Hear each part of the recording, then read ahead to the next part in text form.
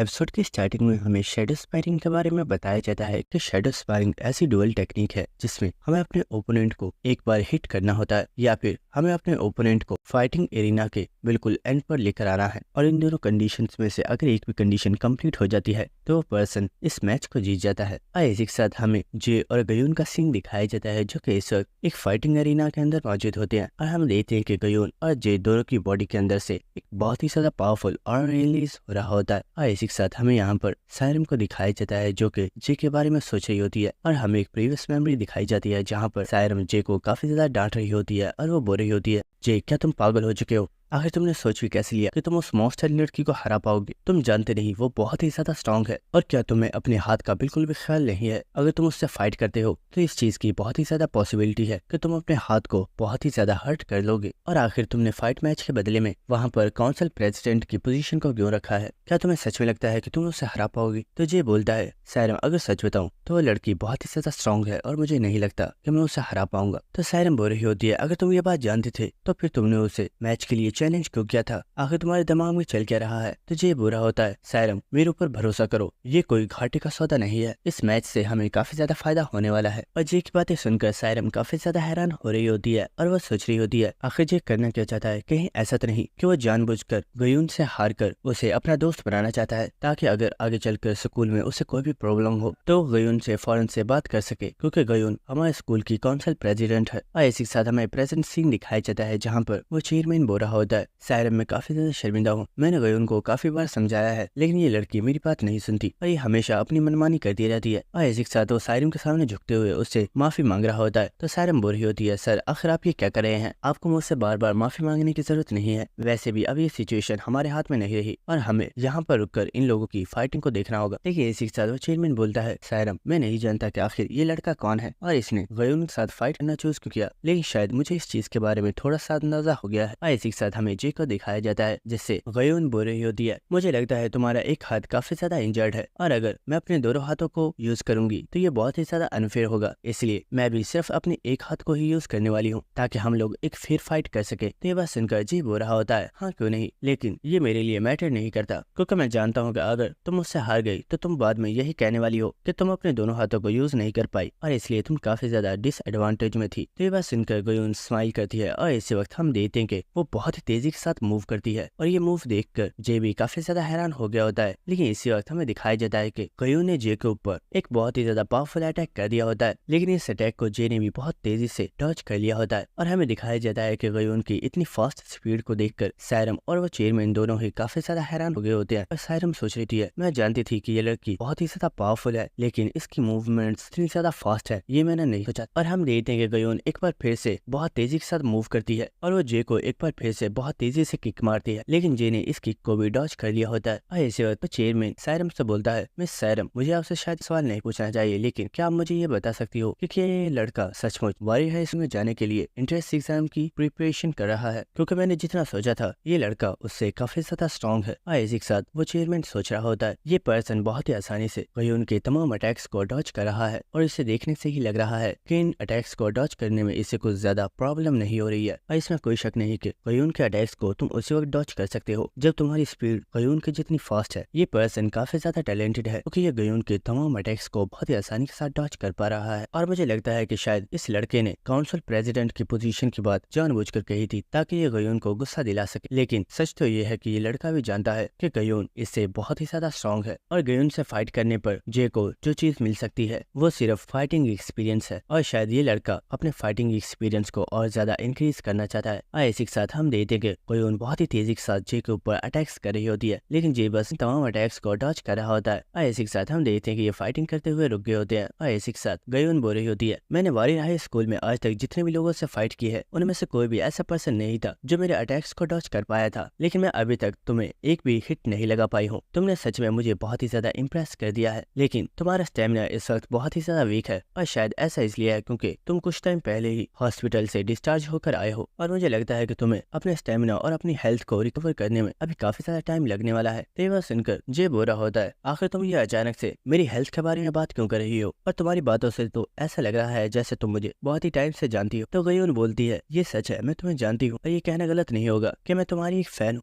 ये बात सुनकर जे काफी ज्यादा हैरान हो गया होता है और इसी के साथ गयून बोलती है, अगर सच बताऊं तो मैंने तुम्हारी उस वीडियो को जिसमें तुमने उन 2 हॉर्न मॉन्स्टर्स के साथ फाइट की है उसे 100 टाइम्स से भी ज्यादा देखा है और मैं तुम्हारी उस वीडियो की फैन हो गई हूँ और मुझे लगता है हमें इस मैच को यहीं पर ड्रॉ कर देना चाहिए क्योंकि तुम इस वक्त अपनी सही कंडीशन में नहीं हो और जब तुम हमारे वारी हाई स्कूल में अपना एडमिशन करवा लोगे तो हम दोबारा से इसी मैच को यहीं से कंटिन्यू करेंगे। तो तुम इस बारे में क्या सोचते हो? ये बात सुनकर जे बुरा होता है, सच में मुझे तो यकीन नहीं हो रहा कि तुम इस फाइट को कैंसिल करने के लिए मेरी हेल्थ का बहाना लगा रही हो। क्या तुम्हें सच में मुझसे डर लग रहा है कि मैं तुम्हें हराकर तुम्हारी काउंसिल प्रेसिडेंट की पोजीशन को हासिल कर लूंगा, इसलिए तुम घबरा रही हो और तुम इस फाइट को कंटिन्यू नहीं करना चाहती? तो ये बात सुनकर सायरम तो काफी ज्यादा हैरान होती है क्योंकि उसका ऐसा कोई भी मोटिव नहीं था। और इसी के साथ जे बुरा होता है, अब मेरे हाथ की खीर करना बंद करो और मेरे साथ सही से फाइट करो क्योंकि मैं इस फाइट को आज और यहीं पर खत्म करना चाहता हूँ। और ये बात सुनकर वो चेयरमैन सोच रहा होता है, ये लड़का जानता है कि सायरम इससे काफी ज्यादा स्ट्रॉन्ग है लेकिन ये फिर भी सायरम के साथ अपनी पूरी स्ट्रेंथ के साथ फाइट करना चाहता है। क्या इसे सच में लगता है कि इसके पास गयून को हराने का कोई चांस भी है? और इसी के साथ हमें गयून को दिखाया जाता है जिसे इस वक्त जे के ऊपर बहुत ही ज्यादा गुस्सा आ रहा होता है और वो बुरी होती है। मैंने अभी तुम्हें बताया था मुझे तुम्हारी वो वीडियो बहुत ही ज्यादा पसंद आई और मैंने तुम्हारी उस फाइट सीन को बहुत ही बार देखा है लेकिन तुमसे मिलकर मैं बहुत ही ज्यादा डिसअपॉइंट हो चुकी हूँ और शायद अब तुम्हें हारने के लिए प्रिपेयर हो जाना चाहिए क्योंकि अब मैं तुम्हें अपने अटैक्स को डॉज करने का बिल्कुल भी मौका नहीं देने वाली। लेकिन इसी वक्त हमें जे को दिखाया जाता है जो कि स्माइल कर रहा होता है और इसी वक्त वो आगे की तरफ मूव करता है और ये देखकर सायरम काफी ज्यादा हैरान होती है और वो सोच रही होती है जे तब से सायरम के तमाम अटैक्स को डॉज कर रहा था लेकिन शायद इस बार जे पहले अटैक करने वाला है। और इसी वक्त हमें दिखाया जाता है कि जे बहुत ही तेजी से अपनी जगह से गायब हो जाता है और ये देखकर गयून भी काफी ज्यादा हैरान हो गई होती है। और इसी वक्त हमें दिखाया जाता है कि जे ने बहुत ही तेजी के साथ गयून के ऊपर एक बहुत ही ज्यादा पावरफुल अटैक कर दिया होता है और यहाँ पर जे ने जिस टेक्निक को यूज किया होता है वो किसी और की नहीं बल्कि गयून की ही टेक्निक होती है। और इस चीज को देखकर वो चेयरमैन बहुत ही ज्यादा शॉक हो गया होता है। और इसी के साथ सायरम हंसते हुए बोल रही होती है, ये हुई ना बात, मैं जानती थी जे इतनी आसानी से नहीं हारने वाला और वो फाइट बैक जरूर करेगा। लेकिन इसी के साथ हम उस चेयरमैन को देखते हैं जो कि काफी ज्यादा हैरान हो रहा होता है और वो सोच रहा होता है मैं कम्प्लीटली तौर पर रॉन्ग था। मुझे लग रहा था कि ये लड़का सिर्फ अपने फाइटिंग एक्सपीरियंस को इंक्रीज करना चाहता है लेकिन ये लड़का उन लोगों से बिल्कुल डिफरेंट है जिनसे मैं आज तक मिला हूँ और ये यहाँ पर सिर्फ अपने फाइटिंग एक्सपीरियंस को इंक्रीज नहीं करना चाहता था बल्कि इसका रियल मोटिव गयून की स्किल्स को कॉपी करना था। और इसी के साथ हमें दिखाया जाता है कि जे बहुत ही तेजी के साथ गयून के ऊपर अटैक्स कर रहा होता है और इन मूवमेंट्स को देखकर गयून भी काफी ज्यादा हैरान हो रही होती है क्योंकि ये तमाम वो अटैक्स थे जिनको गयून ने जे के ऊपर किया था। और हम देखते को चेयरमैन जे को देखकर काफी ज्यादा हैरान हो रहा होता है और वो सोच रहा होता है मुझे लगा था ये लड़का बहुत ही ज्यादा वीक है और ये गयून को नहीं हरा सकता लेकिन मुझे अब पता चला है कि ये पर्सन सच में एक मॉन्स्टर है और क्या अब गयून इस लड़के से जीत पाएगी। इसी के साथ हम देखते हैं कि जे बहुत ही तेजी के साथ गयून के ऊपर अटैक कर रहा होता है लेकिन गयून भी इन अटैक्स को बहुत ही तेजी से डॉज कर रही होती है। लेकिन इसी के साथ गयून भी काफी ज्यादा हैरान होती है क्योंकि उसे इस चीज का अंदाजा हो गया होता है कि जे ने उसकी इस पूरी टेक्निक को ही कॉपी कर लिया है। इसी के साथ जे बोल रहा होता है तुम्हारे डॉज करने का स्टाइल भी काफी ज्यादा अच्छा है, मैं इसे याद रखूंगा।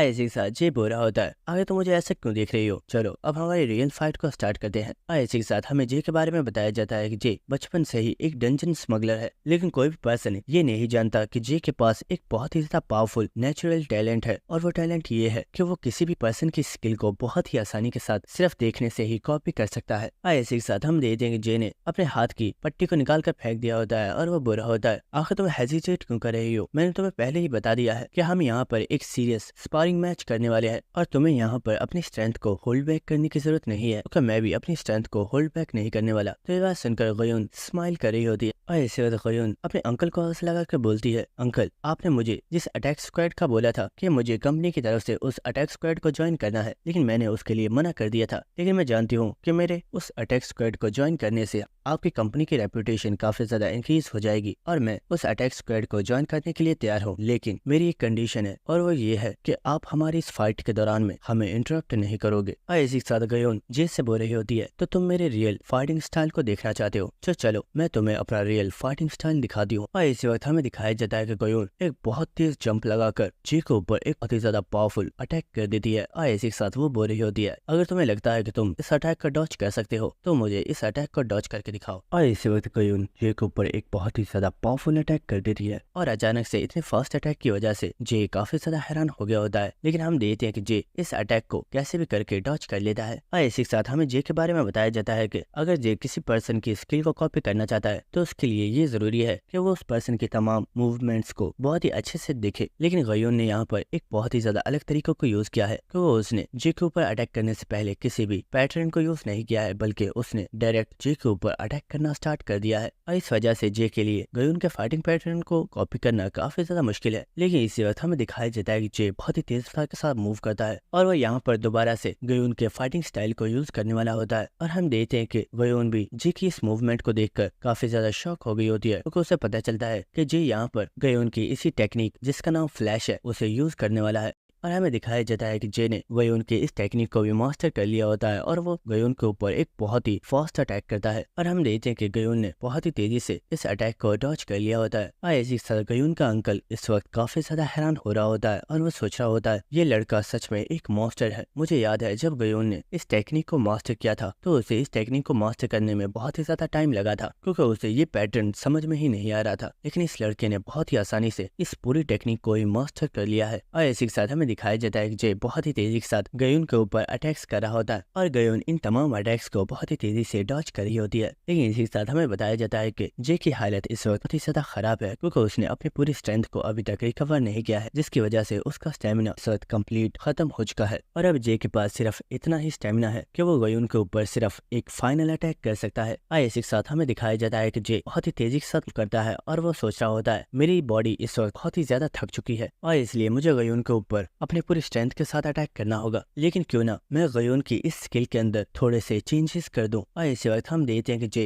अटैक करते हुए यहीं पर रुक जाता है और इस चीज की वजह से गयून काफी ज्यादा हैरान हो गई होती है। लेकिन इसी वक्त हमें दिखाया जाता है कि जे बहुत ही तेजी के साथ गयून के ऊपर अटैक करता है और हमें पता चलता है कि जे ने यहाँ पर गयून की टेक्निक में जैक की टेक्निक को भी कंबाइन कर दिया है। और इस टेक्निक को देखकर गयून भी काफी ज्यादा हैरान हो गई होती है और हम देखते हैं कि गयून बहुत ही तेजी से इन अटैक्स को डॉज कर रही होती है। और इसी वक्त वो अपने राइट हैंड के साथ अपनी पूरी स्ट्रेंथ से जे के ऊपर अटैक कर देती है। और ऐसे वक्त हमें उस चेयरमैन को दिखाया जाता है जो कि बहुत ही तेजी के साथ मूव करता है और वो जे और गयून की फाइट को रोकने के लिए आ रहा होता है। लेकिन इसी वक्त वो रास्ते में ही रुक जाता है। ऐसी सर गयून बोलती है मैं जानती थी आप हमें इंटरप्ट जरूर करोगे, लेकिन आपके इंटरप्ट करने से पहले ही हमारी फाइट खत्म हो गई। इसी के साथ हमें दिखाया जाता है कि जे क्योंकि काफी ज्यादा थक चुका होता है तो वो जमीन पर गिर गया होता है। इसी वक्त गयून हंसते हुए बोलती है तुम बहुत ही ज्यादा इंप्रेसिव हो, तुमने मुझे हरा दिया। लेकिन इसी वक्त जे बोलता है नहीं तुमने मुझे हरा दिया। और हम देखते हैं कि ये दोनों ही काफी ज्यादा हैरान हो गए होते हैं। इसी के साथ गयून बोलती है तुम क्या क्या रहे हो, मैंने फाइट से पहले ही बोल दिया था कि मैं अपने राइट हैंड को यूज नहीं करूंगी, लेकिन तुम्हारे लास्ट अटैक में मैंने अपने राइट हैंड को भी यूज कर दिया और इसलिए अब मैं हार चुकी हूँ। लेकिन इसी के साथ जे बोलता है मैंने एक्सपेक्ट नहीं किया था कि तुम सच में अपनी इस बात पर पूरी उतरने वाली हो, लेकिन शायद तुम ऐसा इसलिए कह रही हो क्योंकि तुम इस वक्त काफी ज्यादा एम्बेस्ड होगी। लेकिन अगर मैं तुम्हें सच बताऊं तो मुझे लगता है कि तुम इतनी ज्यादा स्ट्रॉन्ग भी नहीं हो जितना मैंने तुम्हारे बारे में सोचा था, क्योंकि तुमसे फाइट करने के लिए मैं यहाँ पर अभी अपनी पूरी स्ट्रेंथ को भी यूज नहीं कर पाया। और हम देखते हैं कि जे की बातें सुनकर कोई काफी ज्यादा गुस्सा आ रहा होता है। लेकिन इसी वक्त यहाँ पर वो चेयरमैन भी आ चुका होता है और वो बोल रहा होता है जे मुझे लगता है हमें इस मैच को यहाँ पर ड्रॉ कर देना चाहिए, क्योंकि तुम्हारी हेल्थ की कंडीशन काफी ज्यादा खराब है और इसी वजह से गयून भी अपनी पूरी स्ट्रेंथ को तुम्हारे साथ फाइट में यूज नहीं कर पाई और हम दोबारा से तुम लोगों का एक और न्यू मैच करवा सकते हैं जब तुम बिल्कुल रिकवर हो जाओगे और वो मैच बिल्कुल ऑफिशियल तरीके से करवाया जाएगा। तो तुम इस बारे में क्या कहते हो? तो जे बोलता है मुझे इसमें कोई प्रॉब्लम नहीं है, वैसे भी अब हमारा ये मैच खत्म हो चुका है। लेकिन इसी वक्त हमें दिखाया जाता है कि जे के पास गयून आ गई होती है जो कि इस वक्त बहुत ही ज्यादा गुस्से में होती है और वो बोल रही होती है मैंने तुम्हारी बातों को बहुत ही अच्छे तरीके से सुन लिया है। और वो काफी ज्यादा गुस्से में जे से बोलती है लड़के मेरी बातों को ध्यान से सुनो, मैं वॉरियर हाई स्कूल में तुम्हारा इंतजार करूंगी,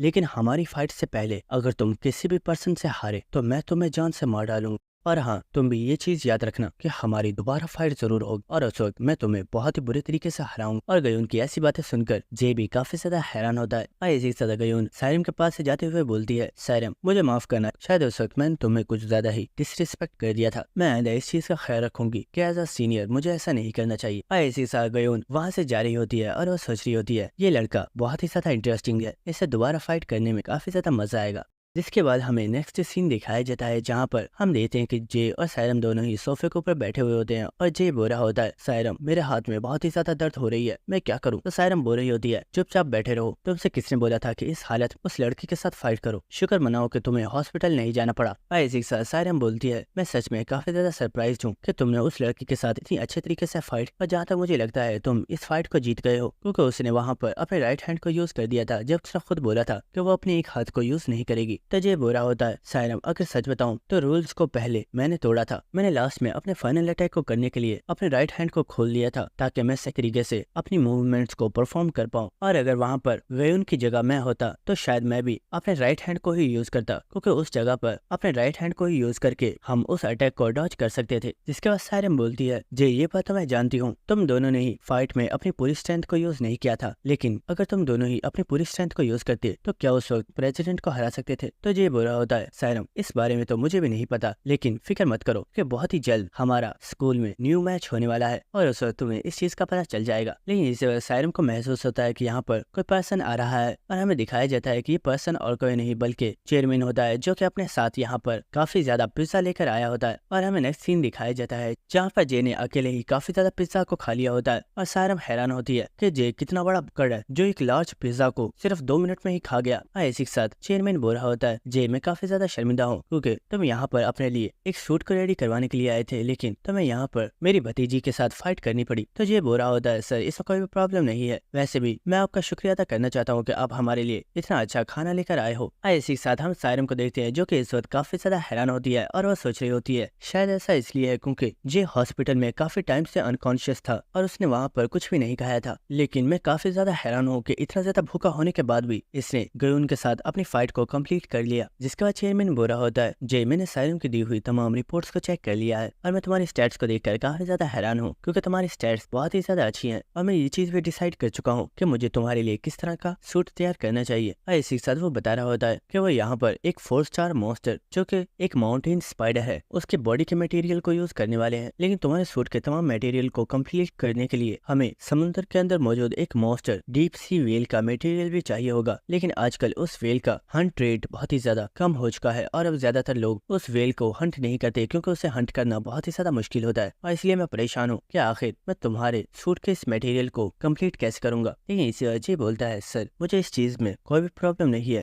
सर अगर आपके पास उस वेल का मटेरियल नहीं है तो आप जिस मटेरियल को चाहे उसे यूज कर सकते हैं, मुझे कोई प्रॉब्लम नहीं है क्योंकि मेरे लिए ये मैटर नहीं करता है कि उस सूट को किस मटेरियल के साथ बनाया जा रहा है, मेरे लिए ये मैटर करता है कि उस सूट को बनाने वाला कौन है। क्योंकि अगर सच बताऊं तो मुझे इक्विपमेंट्स की इतनी ज्यादा पहचान नहीं है, लेकिन मैं इस चीज का अंदाजा लगा सकता हूँ कि आपकी बॉडी के अंदर से जो ऑरा निकल रहा है ऐसा ही सेम ऑरा आपकी भतीजी की बॉडी के अंदर से निकल रहा था। और इसका साफ मतलब यही है कि गयोन वहाँ पर जिन टेक्निक्स को यूज कर रही थी उन टेक्निक्स को उसे किसी और ने नहीं बल्कि आपने ही सिखाया है। और जिनकी ये बातें सुनकर वो चेयरमैन काफी ज्यादा हैरान होता है और हम देखते हैं कि सायरम भी यहाँ पर काफी ज्यादा हैरान होती है और वो सोच रही होती है, वाओ मैंने ये नहीं सोचा था कि वो पर्सन जिसका काम सिर्फ सूट्स को रेडी करना है वो असलियत में अपनी प्रीवियस लाइफ में एक कॉम्बैट फाइटर रह चुका है। और इसी के साथ वो चेयरमैन बोलता है, वेल अगर सच बताऊं तो मुझे रिटायर हुए काफी ज्यादा टाइम हो चुका है और फिर कभी भी मैंने अपनी टेक्निक्स के ऊपर काम नहीं किया, लेकिन सच बताऊं तो मुझे ये जानकर काफी ज्यादा अच्छा लगा कि तुम्हें मेरे ऊपर भरोसा है कि मैं तुम्हारे लिए उस सूट को बनाने के लिए जिस भी मटेरियल को यूज करूंगा वो अच्छा मटेरियल होगा। और इसी के साथ हम देखते हैं कि वो लोग आपस में हैंडशेक कर रहे होते हैं और इसी के साथ वो बुरा होता है, वेल जे अगर मैं तुम्हें सच बताऊं तो एक मटेरियल था जिसके जरिए तुम्हारे सूट्स की तमाम रिक्वायरमेंट्स क्लियर हो जाती और मैं बहुत ही आसानी से तुम्हारे सूट को कंप्लीट कर सकता था। तुमने ये तो सुना ही होगा कि अब से कुछ टाइम पहले कुछ व्हाइट रैंक हंटर्स ने एक एम्फीरियल वेब का शिकार किया था और उन्हें वहाँ से रॉयल जेली मिली थी। तो ये बात सुनकर जे और सायरम दोनों ही काफी ज्यादा हैरान होते हैं क्योंकि रॉयल जेली को ये लोग ही तो वहाँ से चोरी कर लाए थे।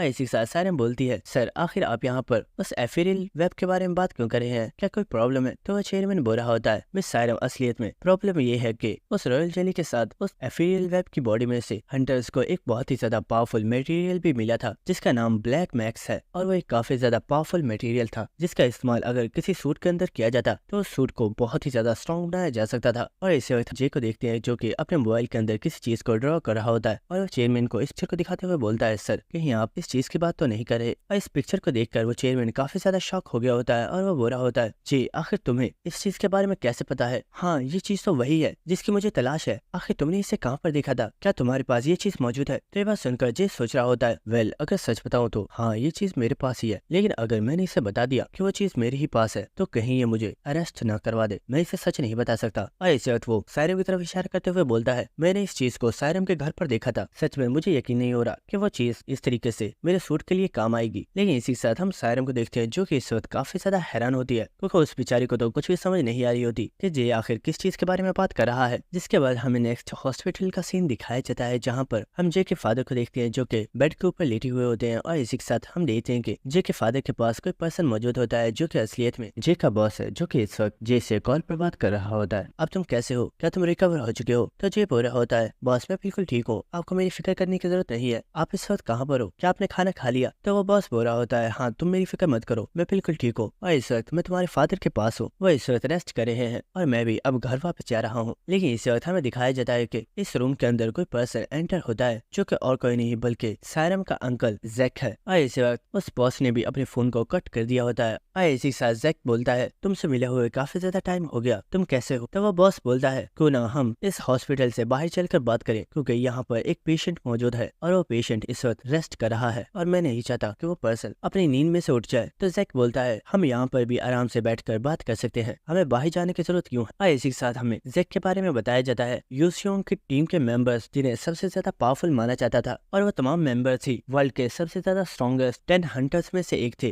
और इसी के साथ हमें जैक के बारे में बताया जाता है कि जैक टॉप हंटर्स की रैंकिंग में 7th रैंक पर है। और इसी के साथ हम देखते हैं कि वो बॉस चलते हुए जैक के पास आ रहा होता है और इसी के साथ हम देखते हैं कि उसे इस वक्त काफी ज्यादा गुस्सा आ रहा होता है और उसने अपने मोबाइल को भी तोड़ दिया होता है। और इसी वक्त वो बॉस जैक के पास आकर उसे गाली देते हुए बोलता है, मुझे इस वक्त तुम्हारे ऊपर बहुत ही ज्यादा गुस्सा आ रहा है और मैं अपने गुस्से को हॉस्पिटल में नहीं निकालना चाहता, तो इसीलिए अभी और इसी वक्त यहाँ से बाहर चलो। और इसी के साथ हमें इस बॉस के बारे में बताया जाता है जिसका नाम जहवान है, जो कि हंटर्स की रैंकिंग में 5th नंबर पर है। लेकिन अब से बहुत साल पहले ही जहवान ने अपने हंटर की जॉब से रिटायरमेंट ले ली थी। जिसके बाद हमें दोबारा से उसी चेयरमैन की बिल्डिंग का सीन दिखाया जाता है और जे और सायरम दोनों ही इस बिल्डिंग में से बाहर आ गए होते हैं। और इसी के साथ सायरम जे से बोल रही होती है, वो ब्लैक वैक्स जिसकी तुम लोग बात कर रहे थे वो तो वही मटेरियल है ना जो हमें रॉयल जेली के साथ मिला था, लेकिन तुमने मुझे इस बारे में कुछ भी नहीं बताया था और अब तुमने डायरेक्ट मेरा नाम लगा दिया कि वो मेरे पास है। तो जे बोल रहा होता है, अच्छा सॉरी यार, मैं आइंदा ऐसा कुछ भी नहीं करूंगा और अगर मुझे कुछ भी ऐसा करना हुआ तो मैं तुम्हें पहले ही इस बारे में बता दूंगा। तो सायरम भी इसके लिए मान जाती है और वो बोल रही होती है, अच्छा ये बताओ क्या अब तुम कहीं पर जाने वाले हो या फिर मैं तुम्हें घर ड्रॉप कर दूं? लेकिन इसी के साथ जे अपने अंकल को मैसेज कर रहा होता है और वो उनसे पूछ रहा होता है कि क्या वो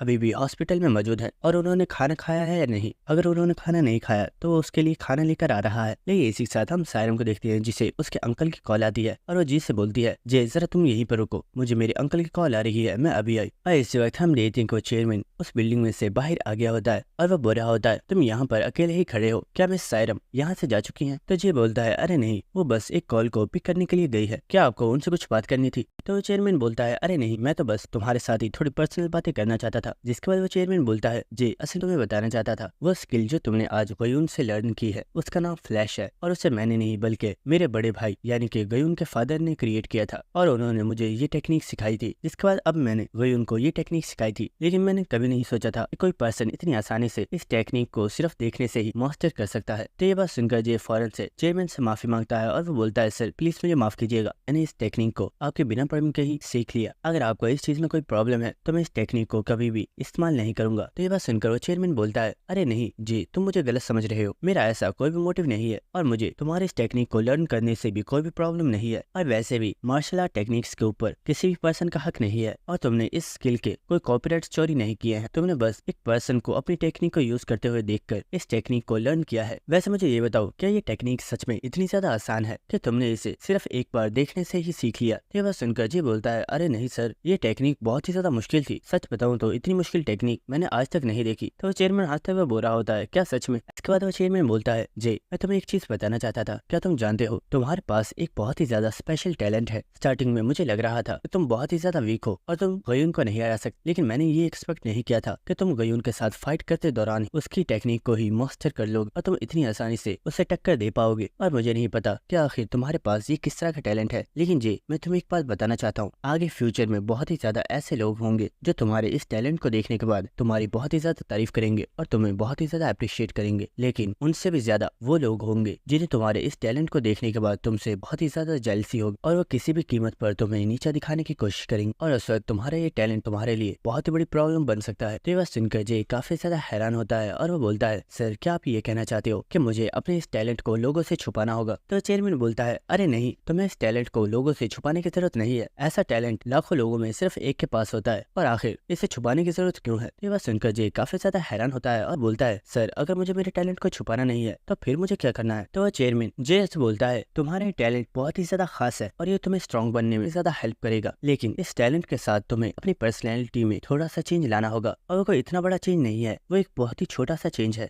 और क्या तुम्हें याद है अभी जब मैंने तुमसे बोला था कि तुमने हमारी स्किल को लर्न कर लिया है तो तुमने फौरन से मुझसे अपोलोगाइज की और तुमने बोला कि तुम इस टेक्निक को कभी भी यूज नहीं करोगे। लेकिन जे, तुम्हें ऐसा करने की जरूरत नहीं थी, बल्कि तुम्हें मेरी आंखों में आंखें डालकर देखना चाहिए था और तुम्हारी आंखों में इतना ज्यादा कॉन्फिडेंस होना चाहिए था कि तुम्हारा खौफ मेरे दिल के अंदर बैठ जाता। और यही चीज अब तुम्हें ठीक करनी है कि अगर कभी भी कोई पर्सन तुम्हें अप्रोच करने की कोशिश करे तो तुम्हारी बॉडी लैंग्वेज और तुम्हारे कॉन्फिडेंस में इतनी ज्यादा पावर होनी चाहिए कि तुम्हारा खौफ सामने वाले इंसान के दिल में उतर जाए और वो कभी भी तुम्हें अप्रोच करने की कोशिश ना करे। और इसकी सबसे बड़ी मिसाल मेरी भतीजी है और अब तो तुम उससे मिल भी चुके हो तो तुम्हें इस चीज का अंदाजा हो ही गया होगा कि गयून किस तरह की पर्सन है। गयून के अंदर बहुत ही ज्यादा कॉन्फिडेंस है, लेकिन वो कभी भी ओवर कॉन्फिडेंस नहीं हुई, लेकिन वो जानती है कि उसे अपने सामने वाले पर्सन को किस तरह से नीचा दिखाना है। और यही रीजन है कोई भी पर्सन उसे अप्रोच करने की कोशिश नहीं करता, क्योंकि सभी के दिलों में गयून के लिए एक अलग ही खौफ मौजूद है। लेकिन इसी वक्त हमें दिखाया जाता है कि यहाँ पर सायरम भागती हुई आ गई होती है और वो बुरी होती है, जे मेरे अंकल तुमसे बात करना चाहते हैं, उन्होंने बोला है कि एक छोटा सा इशू हो गया है। तो बात सुनकर जे काफी ज्यादा हैरान हो गया होता है और वो आकर सायरम से उसके मोबाइल को ले लेता है और इसी के साथ सायरम का अंकल जिससे बुरा होता है, जे एक छोटी सी प्रॉब्लम हो गई है, क्या तुम अपने डंजन वाले एरिया पर आ सकते हो? तो जे बोलता है, सर आखिर हुआ क्या है, क्या सब कुछ ठीक है? लेकिन जैक जे को कुछ ऐसा बताता है, जे काफी ज्यादा शॉक हो गया होता है और वो बोलता है, व्हाट,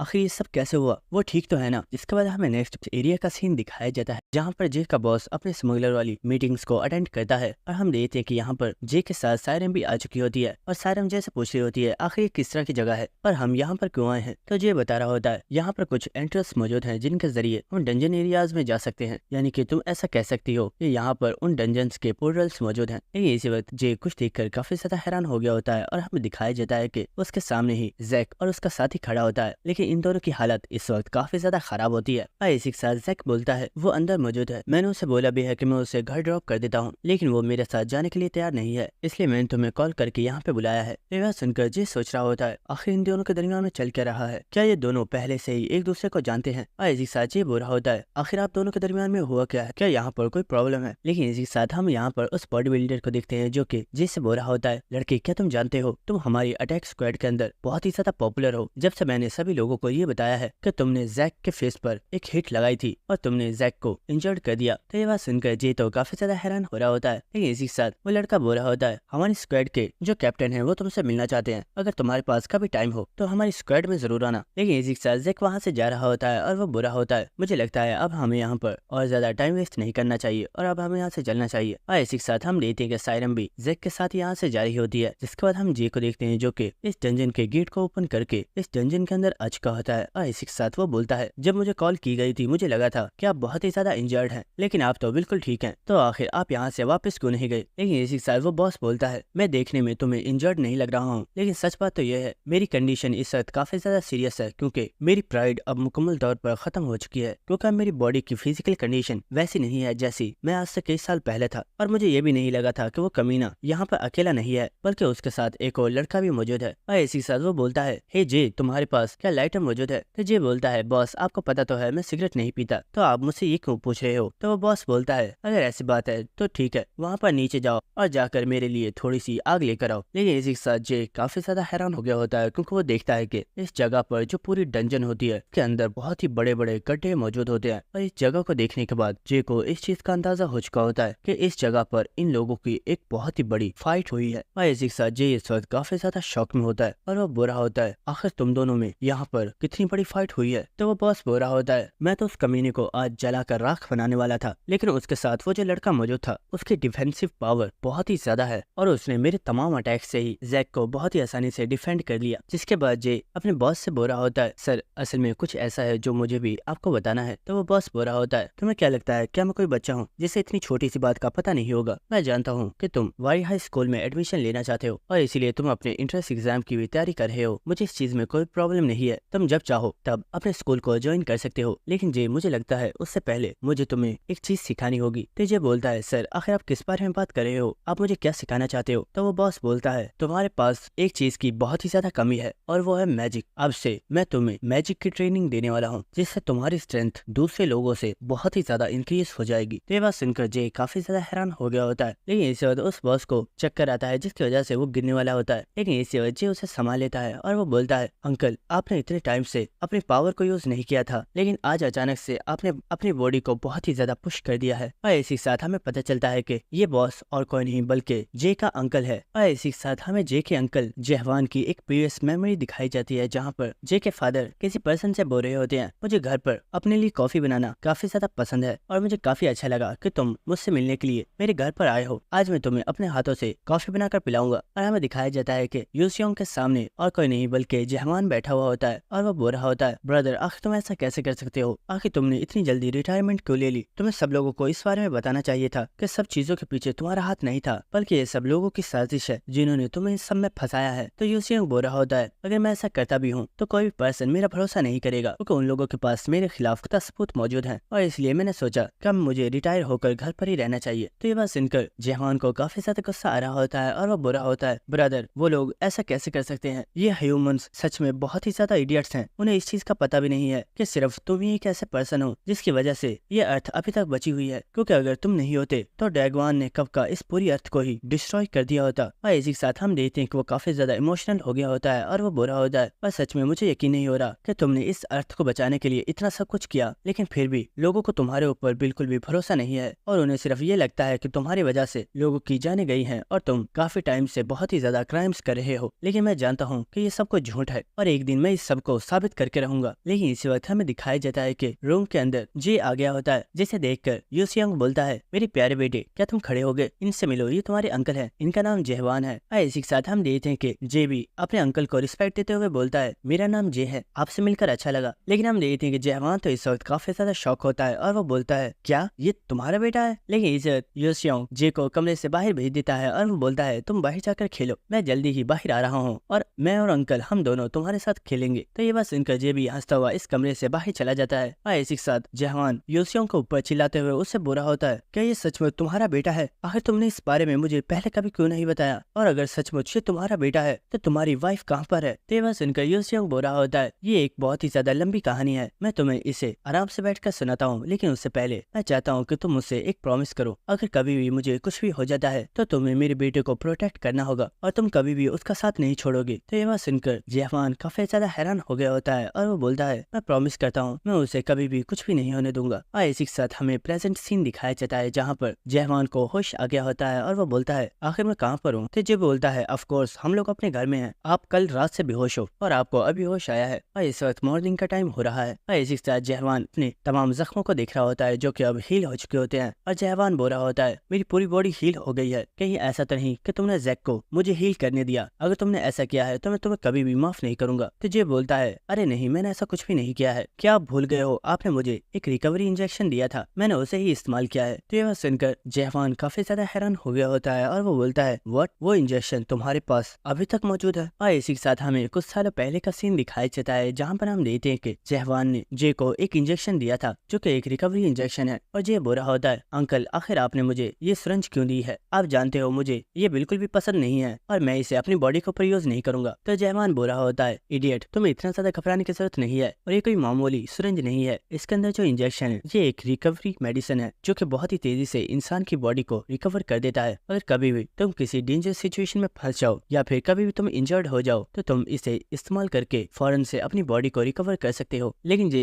मैं तुमसे फिर से पूछना चाहता हूँ, क्या तुम सच में एक स्मगलर के काम करना चाहते हो? तुम्हें ये सब करने की जरूरत नहीं है, तुम्हें भी दूसरे स्टूडेंट्स की तरह जाकर सिर्फ अपने स्कूल को अटेंड करना चाहिए। लेकिन ये बोलता है, अंकल मैं जानता हूँ आपको मेरी बहुत ही ज्यादा फिक्र है, लेकिन मैं भी खुद को अपने फादर की तरह स्ट्रॉन्ग बनाना चाहता हूँ। तो ये बात सुनकर जहवान हंसते हुए बोलता है, इतनी ज्यादा फिक्र मत करो, क्योंकि तुम्हारी बॉडी के अंदर तुम्हारे फादर का ब्लड है और एक दिन तुम उनके जितने ही पावरफुल बनकर रहोगे। और इसी के साथ हमें प्रेजेंट सीन दिखाया जाता है जहाँ पर जे का अंकल बोल रहा होता है, मुझे तो लगा था कि तुम एक बहुत ही बड़े इडियट हो, इसलिए तुमने बहुत ही पहले इस रिकवरी पोशन को ब्लैक मार्केट में बेच दिया होगा, लेकिन तुमने इसे अभी तक बचाया हुआ है। तो जे बोल रहा होता है, वेल मुझे लगा था कि हो सकता है कि ये कभी मेरे काम आ जाए, लेकिन मैं जानता नहीं था कि मुझे इसे आपके ऊपर यूज करना होगा। और इसी के साथ जहवान बोल रहा होता है, जे तुम इस रिकवरी पोशन को अपने लिए इस्तेमाल कर सकते थे, लेकिन तुमने इसे मेरे ऊपर यूज क्यों किया है? तो जे बोल रहा होता है, आखिर ये आप क्या कह रहे हो? आपने बचपन से ही मेरा बहुत ही ज्यादा ख्याल रखा है और मैं ये बात जानता हूँ कि भले ही मैं अपने फादर के हॉस्पिटल के बिल्स को पे कर रहा था, लेकिन आप पहले ही मेरे फादर के हाफ बिल को पे कर दिया करते थे और आप डॉक्टर्स को भी इस बारे में बता देते थे कि वो मुझे इस बारे में ना बताएं कि आपने मेरे फादर के हाफ बिल को पहले ही पे कर दिया है। तो क्या मैं आपके लिए इतना छोटा सा काम भी नहीं कर सकता? ये बात सुनकर जहवान काफी ज्यादा हैरान हो रहा होता है, क्योंकि उसने कभी भी जे को इस सब के बारे में नहीं बताया था कि वो उसके फादर्स के बिल को हमेशा टाइम पर ही पे कर देता है, ताकि जे को ज्यादा परेशान होने ना पड़े और वो अपनी स्टडीज के ऊपर फोकस कर सके। और इसी के साथ जे बोलता है, वेल मैं कभी भी ये समझ नहीं पाया कि आखिर आपने अपनी जॉब से रिटायरमेंट क्यों ले ली थी, क्योंकि मैं जानता हूँ कि आप भी एक बहुत ही ज्यादा पावरफुल हंटर थे, लेकिन आपने एक बहुत ही यंग एज में अपनी जॉब से रिजाइन कर दिया, लेकिन आपने मुझे कभी भी इस चीज का रीजन नहीं बताया। तो जहवान जे के पास आ गया होता है और इसी के साथ जे जहवान को देखकर काफी ज्यादा हैरान हो गया होता है और हमें दिखाया जाता है जहवान की बॉडी में से इस वक्त बहुत ही ज्यादा पावरफुल और खतरनाक ऑनर रिलीज हो रहा होता है और वो बहुत ही ज्यादा गुस्से में बोलता है, इसका रीजन ये था कि मुझे इस वर्ल्ड से बहुत ही ज्यादा नफरत हो गई है, इसीलिए मैंने अपने हंटर की जॉब से रिजाइन दे दिया। जहवान जे को बताता है, तुम्हारे फादर एक बहुत ही ज्यादा स्ट्रॉन्ग हंटर थे, लेकिन उस वक्त बहुत ही ज्यादा लोगों ने तुम्हारे फादर के ऊपर बहुत ही ज्यादा क्राइम्स के इल्जाम लगाना स्टार्ट कर दिए और ये सब कुछ जिन लोगों ने किया था वो कोई नॉर्मल ह्यूमंस नहीं थे, बल्कि वो लोग ड्रैगन्स, और सभी लोगों के सामने इन ड्रैगन्स ने ये चीज साबित कर दी कि तुम्हारे फादर सचमुच में एक क्रिमिनल है और उन्होंने आज तक बहुत ही ज्यादा क्राइम्स किए हैं। और उस वक्त वो लोग जो कि यूसियोंग के साथी थे, उनमें से एक पर्सन जैक भी था और जैक ये चीज जानता था कि जो कुछ भी हो रहा है वो सब कुछ गलत है, लेकिन जैक कभी भी यूसियोंग की या फिर जहवान की हेल्प नहीं और वो हमेशा ही इन चीजों से पीछे रहा। और इसी के साथ हम देखते हैं कि जहवान एक नोट के ऊपर कुछ चीज लिख रहा होता है और वो बोल रहा होता है, मैं कभी भी नहीं चाहता था कि तुम एक हंटर बनो, लेकिन हंटर बनने का फैसला तुम्हारा था और मैं अब और ज्यादा तुम्हें इस चीज से मना नहीं करने वाला। और इसी के साथ वो उस नोट के ऊपर एक अकाउंट नंबर को लिख देता है और इसी के साथ जहवान इस नोट को जे को देते हुए बोलता है, ये जो अकाउंट नंबर मैंने लिखा है ये मैंने तुम्हारे ही नाम पर बनाया था। आज तक तुमने जितने भी स्मगलिंग के ऑर्डर्स को डील किया है उसके बदले में हमें डीलर्स से जितने भी पैसे दिए जाते थे मैंने तुम्हें उनमें से काफी कम हिस्सा दिया है और बाकी सभी पैसे इस अकाउंट के अंदर मौजूद हैं और इस अकाउंट के अंदर मैंने भी अपने काफी ज्यादा पैसों को ट्रांसफर कर दिया है और इन सभी को मैंने इसलिए जमा करके रखा था ताकि ये फ्यूचर में तुम्हारे काम आ सके। और क्योंकि अब तुम एक हंटर बनना चाहते हो तो इन पैसों की तुम्हें बहुत ही ज्यादा जरूरत होगी। लेकिन ये सब चीजें सुनकर जे काफी ज्यादा हैरान हो रहा होता है और वो बोल रहा होता है, लेकिन आखिर आप अपने पैसों को मुझे क्यों देना चाहते हो? तो जहवान बोल रहा होता है, ये पैसे मेरे किसी भी काम के नहीं है, इसे तुम जैसे चाहो इन्हें वैसे यूज कर सकते हो, लेकिन अब इसका मतलब ये नहीं है कि तुम्हारे पास बहुत ही ज्यादा पैसे आ गए हैं तो तुम अय्याशियां करना स्टार्ट कर दो। इन पैसों को सही जगह पर ही यूज करना। और इसी के साथ जहवान वहाँ से जा रहा होता है, लेकिन इसी वक्त जे बोलता है, मैं चाहता हूँ आप नहीं चाहते थे कि मैं एक हंटर बनूं, लेकिन अब जब मैंने डिसाइड किया है कि मैं एक हंटर बनना चाहता हूँ तो आपने मुझे फौरन से इसकी परमिशन दे दी है, क्या अब आप इसके अंगेस्ट नहीं है? तो ये बस इनका जहवान वहीं पर रुक जाता है और वो बोलता है, क्या तुम जानते हो मैं कभी नहीं चाहता था कि तुम एक स्मगलर बनो और मैं जानता था कि तुम्हारे अंदर एक बहुत ही ज्यादा स्पेशल टैलेंट है जिसे मैं ज्यादा टाइम तक सभी लोगों से छुपा नहीं पाऊंगा और इसलिए अब मुझे लगता है कि तुम्हारा टाइम आ चुका है कि तुम अपने फैसले खुद कर सकते हो, इसलिए अब तुम्हें वो करना चाहिए जो तुम्हारा दिल करता है और मैं हमेशा तुम्हें सपोर्ट करूंगा। और इसी के साथ जहवान यहाँ से चला जाता है, जिसके बाद हमें नेक्स्ट एक डंजन टाइप एरिया का सीन दिखाया जाता है और इसी के साथ हमें यहाँ पर उस लड़की को दिखाया जाता है जिसने सिटी के अंदर उस मॉन्स्टर्स वाले ट्रक को छोड़ दिया था। और इसी के साथ वो लड़की बोल रही होती है, हम लोग जब भी मुलाकात करते हैं तो तुम लोग इसी तरह की बेकार जगह को चूज करते हो, हम लोगों के पास इतने ज्यादा पैसे हैं तो क्या तुम लोग मीटिंग के लिए किसी होटल को बुक नहीं कर सकते? और इसी के साथ हमें दिखाया जाता है कि सामने ही कोई पर्सन बैठा हुआ होता है जो कि ग्रीट कर रहा होता है और वो बुरा होता है, हम जितनी भी मीटिंग्स करते हैं उनमें से कुछ ही मीटिंग्स होती हैं जिनके अंदर तुम मौजूद होती हो और वहाँ पर भी तुम कंप्लेन कर रही होती हो। तेवा सुनकर वो लड़की इस पर्सन को डांट मारते हुए बोलती है, तुम अकेले यहाँ पर क्या कर रहे हो? तुम्हारा साथी कहाँ पर है? वो जब भी तुम्हारे साथ होता है मुझे लगता है वो तुम्हारा बेबी सीटर है जो हमेशा अपने बच्चे का ख्याल कर रहा होता है और अक्सर तो मुझे ऐसा लगता है कि वो तुम्हारा मालिक है और तुम उसके कुत्ते हो। क्यों, मैं सही कह रही हूँ ना? और हम देखते हैं कि उस पर्सन को ये बात सुनकर बहुत ही ज्यादा गुस्सा आ गया होता है और वो बोलता है, तुम जब भी बोलती हो बकवास ही करती हो, क्या तुम खामोश नहीं रह सकते? तो ये बात सुनकर लड़की हंसना स्टार्ट कर देती है और वो बुरी होती है, अरे जरा देखो तो इस लिटिल पप्पी को कितना ज्यादा गुस्सा आ रहा है, मैं तो बस मजाक कर रही थी लेकिन तुम तो सचमुच एक पपी की तरह एक्ट कर रहे हो। तो ये बात सुनकर उस पर्सन को काफी ज्यादा गुस्सा आ गया होता है और वो बुरा होता है। तुम बहुत ही ज्यादा बोलती हो, मैं तुम्हारे मुंह में से तुम्हारी जबान को ही निकाल दूंगा। और इसी के साथ वो पर्सन यहाँ पर अपना ऑरा रिलीज कर रहा होता है और इसी के साथ हम देखते हैं उस लड़की ने भी अपनी पावर को एक्टिवेट कर दिया होता है और वो बुरी होती है। क्या सच में? इससे पहले कि तुम मुझे टच करो मैं तुम्हारे हाथों को ही कट कर दूंगी। और हम देखते हैं कि ये दोनों फाइट करने वाले होते हैं, लेकिन इस वक्त यहाँ पर कोई पर्सन आ गया होता है जो कि इन दोनों को ही रोक देता है। और इसी के साथ वो पर्सन बोलता है, आयरन टैंक, तुम जानते हो कि हरन हमेशा ही सब लोगों से मजाक करती रहती है, तुम हमेशा उसके मजाक को इतना ज्यादा सीरियस क्यों ले लेते हो? ये बात सुनकर वो पर्सन बुरा होता है, ठीक है मैं समझ गया, मैं ही स्टूपिड था जिसने इस पागल औरत से पंगा लिया। तो ये बात सुनकर वो लड़की बुरी होती है, ये हुई ना बात। और इसी के साथ वो बोलती है, मैंने तुम्हें कितनी ज्यादा कॉल्स की लेकिन तुमने मेरी एक कॉल को भी पिक नहीं किया। ये बात सुनकर वो पर्सन रोना स्टार्ट कर देता है और हम देखते हैं कि उस पर्सन की आंखों में से आंसू निकल रहे होते हैं जिसे वो रुमाल के साथ साफ कर रहा होता है और वो बुरा होता है। इस चीज में बात क्या करनी थी, हमारा जो प्लान था वो तो खत्म हो गया था। और क्या तुम भूल गए हो, तुमने शर्त लगाई थी कि 100 लोग तो पक्का मरेंगे, लेकिन मुझे पता है कि 10 लोगों से ज्यादा कोई भी नहीं मरा। ये बात सुनकर लड़की बुरी होती है, अरे हाँ ये बात तो मैं भी जानती हूँ, मैं ये कैसे बोल सकती हूँ। जिसके बाद आयरन टैंक बुरा होता है, हमारा प्लान ये था कि वो मॉन्स्टर्स वहाँ पर टोटल 100 पीपल से भी ज्यादा लोगों को किल कर देंगे, लेकिन पता नहीं कहाँ से अचानक वहाँ पर 2 लड़के आ गए जिन्होंने इन मॉन्स्टर्स को संभाल लिया और उनकी वजह से हमारा प्लान भी बर्बाद हो गया। दोस्तों अभी के लिए हमें यहाँ पर इस पर्सन के बारे में नहीं बताया गया है, तो मैं इसे बॉस ही बुलाऊंगा। तो वो बॉस बुरा होता है, ये सब कुछ बहुत ही ज्यादा अनएक्सपेक्टेड है, लेकिन न्यूज में ये बिल्कुल भी नहीं बताया गया कि सिटी के अंदर उन मॉन्स्टर्स में से एक 5 स्टार का मॉन्स्टर भी था और वो लोग जो उन मॉन्स्टर्स के हाथों से मारे गए थे उनकी फैमिली वालों को भी बहुत ही ज्यादा बड़ी अमाउंट दे दी गई है ताकि वो लोग मीडिया के सामने कुछ भी ना बोल पाए। और यही रीजन है कि हमारा प्लान मुकम्मल तौर पर बर्बाद हो चुका है। और इसी के साथ वो बॉस बोलता है, अच्छा ये सब कुछ तो ठीक है, हमारा वो वॉरियर हाई स्कूल का स्टूडेंट कहाँ पर है? तो आयरन टैंक बोलता है, मुझे इस बारे में नहीं पता, लेकिन मैंने सुना है कि वो किसी पर्सन का शिकार करने के लिए गया था। और इसी के साथ हमें दिखाया जाता है कि यहाँ पर चलते हुए कोई पर्सन आ रहा होता है जो कि असलियत में वही लड़का है जिसकी ये लोग बात कर रहे थे। और हम देखते हैं कि वो पर्सन इस वक्त काफी ज्यादा ब्लड में कवर होता है और वो हंसते हुए बुरा होता है, मुझे माफ करना दोस्तों, क्या तुम लोगों ने मेरा बहुत ही ज्यादा इंतजार किया? मुझे लगता है शायद मैं कुछ ज्यादा ही लेट हो चुका हूँ। तो वो बॉस बोलता है, लो शैतान का नाम लिया और शैतान हाजिर, क्या तुम बता सकते हो कि तुमने इतनी ज्यादा देर क्यों लगा दी? तो वो लड़का बोलता है, अरे कुछ नहीं बॉस, ये पर्सन मुझे कुछ ज्यादा ही तंग कर रहा था तो मैंने इसका ऐसा हाल कर दिया। और हम देखते हैं कि उसने चेन के साथ किसी पर्सन को पकड़ा हुआ होता है और हमें उस पर्सन की बॉडी को देखने से ही पता चल रहा होता है कि इस लड़के ने इस पर्सन को बहुत ही बुरे तरीके से टॉर्चर किया है। और इसी के साथ आयरन टैंक बोलता है, मुझे लगता है तुम्हें लोगों को टॉर्चर करने में बहुत ही ज्यादा मजा आता है, अगर तुम्हें इसे मारना था तो तुमने इसे डायरेक्ट किल क्यों नहीं कर दिया? तो वह सुनकर वह लड़का बुरा होता है, वेल सच बात तो यही है कि मुझे लोगों को टॉर्चर करने में बहुत ही ज्यादा मजा आता है। और इसी के साथ वो पर्सन जिसे इस चेन से बांधा हुआ होता है वो चिल्लाते हुए बुरा होता है, आखिर तुम लोग हो कौन और तुम लोग मुझे इस तरह टॉर्चर क्यों कर रहे हो? तो ये बात सुनकर वो लड़का उसके सर पर हाथ रखते हुए बोलता है, इडियट, तुम इतनी ज्यादा जल्दी कैसे बोल सकते हो? क्या तुम जानते हो तुमने मुझे परेशान कैसे किया है? तुम्हें हमारे स्कूल की टॉप रैंकिंग में आने की बहुत ही ज्यादा जल्दी थी, इसलिए तुम बहुत ही ज्यादा स्ट्रगल कर रहे थे और तुम्हें लग रहा था कि तुम बहुत ही ज्यादा स्ट्रांग हो चुके हो, पर तुमने स्कूल में एक और बहुत ही बड़ी गलती कर दी और वो गलती ये थी कि तुमने मुझसे पंगा ले लिया। तुम्हें ऐसा नहीं करना चाहिए था बच्चे, अब तुम्हें मरना होगा। और इसी के साथ वो लड़का इस पर्सन को यहीं पर किल कर देता है। और इसी के साथ उनका बॉस रोते हुए बोलता है, बच्चे तुम तो सच में बहुत ही ज्यादा क्रूअल हो, अगर तुम किसी पर्सन को इस तरह से किल कैसे कर सकते हो? और इसी के साथ वो आयरन टैंक भी बुरा होता है, ये पर्सन सच में बहुत ही बड़ा कमीना है, इसे लोगों को मारने से पहले उन्हें टॉर्चर करने में बहुत ही ज्यादा मजा आता है। जिसके बाद वो लड़का बोलता है, बॉस आपने हमें हमारे अगले प्लान के बारे में नहीं बताया, हमारा पहला प्लान तो फेल हो चुका था, लेकिन मुझे पूरा यकीन है कि आपने एक और प्लान बनाया हुआ होगा, तो बताइए आपका नेक्स्ट प्लान क्या है? तो वो बॉस बुरा होता है, फिक्र मत करो, हमारा जो प्लान है उसे बहुत ही जल्द हम लोग एग्जीक्यूट करने वाले हैं और इस प्लान की शुरुआत हम लोग वॉरियर हाई स्कूल से करेंगे। तो ये बात सुनकर वो लड़की जिसका नाम हरन है वो काफी ज्यादा एक्साइटेड हो गई होती है और वो कह रही होती है, ये सुनने में तो काफी ज्यादा मजे का लग रहा है और लगता है इस प्लान को एग्जीक्यूट करने में काफी ज्यादा मजा आएगा। और हम देखते हैं कि सभी लोग चलते हुए इस जगह से जा रहे होते हैं और वो बॉस बुरा होता है, तुमने सही कहा, इस प्लान में इस बार बहुत ही ज्यादा मजा आएगा और इस बार ये प्लान बिल्कुल भी फेल नहीं होगा।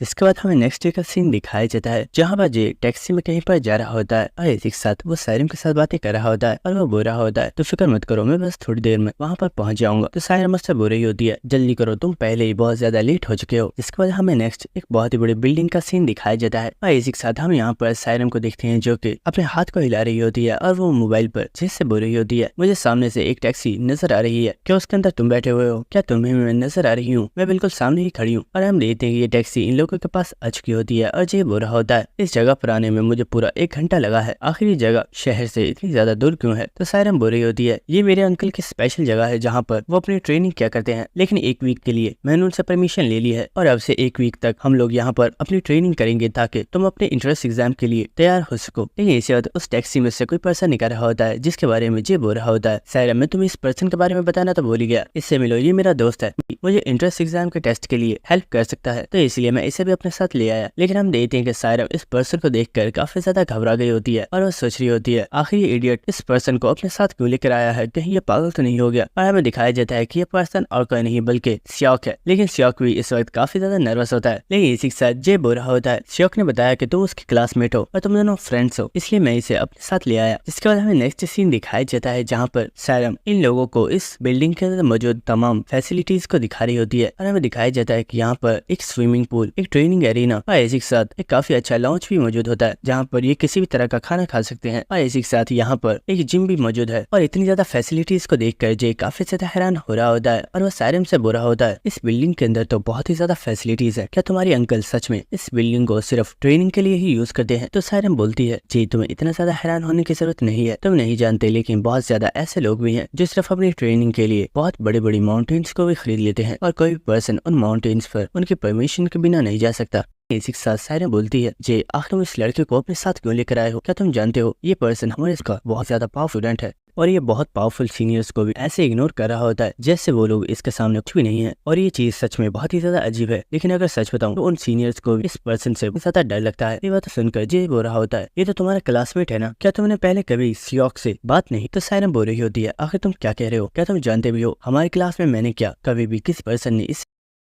लेकिन इसे जे चिल्लाकर श्योक से बोलता है श्योक आखिर तुम कर क्या रहे हो, तुमने तो बोला था कि तुम ट्रेनिंग में मेरी हेल्प करोगे, लेकिन मुझे लगता है तुम तो यहाँ खुद एंजॉय करने के लिए आए हो। लेकिन ये बात सुनकर श्योक हंसते हुए जे के पास भागता हुआ आ रहा होता है और वह बोल रहा होता है अरे नहीं नहीं गुस्सा मत करो, मैं सच में तुम्हारी हेल्प करने के लिए ही आया हूँ। और इसी के साथ श्योक जे से सॉरी भी बोल रहा होता है और श्योक की ऐसी हरकतों को देखकर सायरम काफी ज्यादा हैरान हो रही होती है और वो सोच रही होती है आखिर ये चल क्या रहा है, क्या मैं कोई सपना देख रही हूँ। लेकिन इसी के साथ जे श्योक के बारे में सोच रहा होता है और हमें एक स्टोरी दिखाई जाती है जहाँ पर जे श्योक से बोल रहा होता है श्योक अगर तुम चाहो तो मैं तुम्हें वापस घर पर ड्रॉप कर सकता हूँ, क्या तुम सच में मेरे साथ ट्रेनिंग करने के लिए जाना चाहते हो। और तुमने बताया कि सायरम तुम्हारी क्लासमेट है, क्या वो तुम्हारी फ्रेंड है। तो ये बात सुनकर श्योक बोल रहा होता है वेल हम दोनों एक ही क्लास में है और तुम ऐसा समझ सकते हो कि हम दोनों ही फ्रेंड्स है, लेकिन असलियत में मैंने कभी भी सायरम से बात नहीं की है क्योंकि मुझे उससे बात करने में काफी ज्यादा डर लगता है। और सच बताऊँ तो मैं उसे काफी ज्यादा एडमायर करता हूँ क्योंकि वो हमारी क्लास की एक काफी ज्यादा पावरफुल स्टूडेंट है। ये बात सुनकर जे बोल रहा होता है श्योक कहीं तुम्हें कोई मिसअंडरस्टैंडिंग तो नहीं होगी, मुझे लगता है तुम किसी और सायरम की बात कर रहे हो। तो श्योक बोल रहा होता है अरे नहीं नहीं वो एक बहुत ही ज्यादा स्ट्रॉन्ग लड़की है, शायद तुम जानते नहीं लेकिन सायरम हमारी क्लास में किसी भी पर्सन से ज्यादा बातें नहीं करती है और हमारी क्लास में बहुत से ऐसे स्टूडेंट्स हैं जिन्हें सायरम से बात करने में भी डर लगता है क्योंकि सायरम हमारे स्कूल की एक बहुत ही ज्यादा पावरफुल आर्चर है। और श्योक की ऐसी बातें सुनकर जे काफी ज्यादा हैरान हो रहा होता है और इसी के साथ हमें प्रेजेंट सीन दिखाया जाता है जहाँ पर जे सायरम और श्योक से बोल रहा होता है हमारे पास यहाँ पर पूरा 1 वीक है, लेकिन अगर हम लोग इस वीक को सही तरीके से इस्तेमाल करें तो हम अपनी स्किल्स को और भी ज्यादा बेटर कर सकते हैं और हम अपने आप को बहुत ही ज्यादा स्ट्रॉन्ग बना सकते हैं। और इसी साथ जे बोल रहा होता है सायरम तुम्हें तो पता ही होगा कि मैंने प्रीवियस लास्ट डेज में 2 बहुत ही ज्यादा स्ट्रॉन्ग लोगों के साथ फाइट किया है और इस चीज से मेरा एक्सपीरियंस काफी ज्यादा इंक्रीज हुआ है, इसलिए मैंने सोचा है कि हम लोग एक दूसरे को अपनी स्किल्स सिखाएंगे ताकि इससे हमारी स्किल्स बेटर हो सके। और इसी के साथ जे इन दोनों से बोल रहा होता है वैसे सायरम मैं ये सोच रहा था कि अगर तुम लोगों के कुछ और दोस्त होते तो हम उन्हें भी इस फैसिलिटी में बुला सकते थे और उन लोगों से गाइडेंस ले सकते थे, लेकिन सच में ये यकीन करना बहुत ही ज्यादा मुश्किल है कि तुम दोनों का एक भी फ्रेंड नहीं है और भले ही तुम्हें वारी हाई स्कूल में इतना ज्यादा टाइम हो चुका है लेकिन तुम लोग अब भी अपने स्कूल में बिल्कुल एक अजनबी की तरह हो। और जे की ऐसी बातों को सुनकर श्योक और सायरम दोनों को ही काफी ज्यादा बुरा लग रहा होता है, लेकिन वो जे को कुछ भी नहीं बोलते। ऐसे के साथ सायरम बोलती है जे तुमने ये तो बोला है कि हम लोग एक दूसरे को अपनी स्किल सिखाएंगे, लेकिन तुम्हें नहीं लगता कि हम तीनों की स्किल्स ही बिल्कुल डिफरेंट है और अगर हम अपने स्किल्स को एक दूसरे के साथ शेयर भी करते हैं तो मुझे नहीं लगता कि उससे हमारा कोई फायदा होने वाला है। तो जे बोलता है सायरम मैंने ये नहीं बोला, क्या हमारे लिए यही जरूरी है क्या हम लोग अपनी स्किल्स को एक दूसरे के साथ शेयर करें, क्या तुम भूल चुकी हो कि तुम मैजिक को यूज कर सकती हो और तुम हमें अपने मैजिक को सिखा सकती हो और क्योंकि मैं कॉम्बैट फाइटर हूँ तो मैं अपने कॉम्बैट स्टाइल को तुम लोगों को सिखा सकता हूँ। ये बात सुनकर सायरम बोल रही होती है जी वो तो ठीक है, लेकिन क्या तुम्हें सच में लगता है कि मैं तुम लोगों को अपने मैजिक को सिखा पाऊंगा, मेरा मैजिक बहुत ही ज्यादा वीक है। ये बात सुनकर जी बोल रहा होता है मुझे तो इसमें कोई प्रॉब्लम नहीं है और मुझे लगता है अगर तुम ट्राई करोगी तो हम बहुत आसानी से उसे लर्न कर लेंगे। और इसी के साथ हम श्योक को देखते हैं जो कि सायरम को घूरते हुए उससे बोलता है, सायरम अगर तुम मुझे मैजिक नहीं सिखाना चाहती तो मुझे इसमें कोई भी प्रॉब्लम नहीं है, तुम मुझे मना कर सकती हो। और सियोक के इतनी खतरनाक फेस को देखकर सायरम बहुत ही ज्यादा घबरा गई होती है। लेकिन इसी के साथ सियोक सोच रहा होता है, मैंने अभी सायरम के साथ बहुत ही ज्यादा पोलाइटली तरीके से बात की है, वो मुझे मैजिक जरूर सिखाएगी। लेकिन सियोक को ये नहीं पता होता कि उसने तो असलियत में सायरम को काफी ज्यादा डरा दिया है। जिसके बाद हमें नेक्स्ट सीन दिखाया जाता है जहाँ पर इन लोगों ने अपनी ड्रेस को चेंज कर लिया होता है। और इसी के साथ सायरम बोल रही होती है, तुमने बताया है कि तुम पूरे 1 मंथ के लिए अपने बॉस के साथ ट्रेनिंग करने वाले हो, मुझे नहीं पता तुम इस ट्रेनिंग में क्या सीखोगे, लेकिन अपनी ट्रेनिंग का सही से यूज करना ताकि तुम्हें इंट्रेंस एग्जाम में कोई भी प्रॉब्लम ना हो। तो ये बुरा होता है, अरे तुम फिक्र मत करो, मेरे बॉस एक बहुत ही ज्यादा पावरफुल पर्सन है और वह मेरी स्किल्स को इम्प्रूव करने में मेरी काफी ज्यादा हेल्प करेंगे। लेकिन इसी के साथ हम देखते हैं कि यहाँ पर कुछ लोग आगे होते हैं, जिनमें से एक लड़की बोल रही होती है, सिस्टर मैंने सोचा नहीं था कि तुम यहाँ पर मौजूद हो, लेकिन आखिर तुम यहाँ पर कर क्या रही हो। और हमें दिखाया जाता है कि ये लोग और कोई नहीं बल्कि अनीशा और उसके फ्रेंड्स हैं। और इन्हें यहाँ पर देखकर सायरम काफी ज्यादा हैरान हो गई होती है और वह बोल रही होती है, अनीशा आखिर तुम यहाँ क्या कर रही हो। और इन लोगों को यहाँ पर देखकर जे भी काफी ज्यादा हैरान हो रहा होता है और वो सोच रहा होता है आखिर ये लोग हैं कौन और ये यहाँ पर कैसा है। लेकिन इसी के साथ अनीशा बोलती है, सायरम शायद तुम्हें पता नहीं है, लेकिन अंकल ने मुझे इस चीज की परमिशन दी हुई है कि मैं जब चाहूँ इस जगह पर आकर अपनी ट्रेनिंग कर सकती हूँ और हम सभी लोग यहाँ पर अपनी ट्रेनिंग करने के लिए ही आए हैं। इसके बाद सायरम जिससे बोल रही होती है, इस लड़के का नाम अनीशा है और ये मेरी कजन है, हम दोनों ही सेम एज के हैं। और इसी के साथ अनीशा बोल रही होती है, सिस्टर मुझे लगता है तुम अपने फ्रेंड के साथ यहाँ पर ट्रेनिंग करने के लिए आई हो, चलो मैं तुम्हें अपने दोस्तों से मिलाती हूँ। और इसी के साथ वो एक पर्सन की तरफ इशारा करते हुए बोलती है, ये हमारे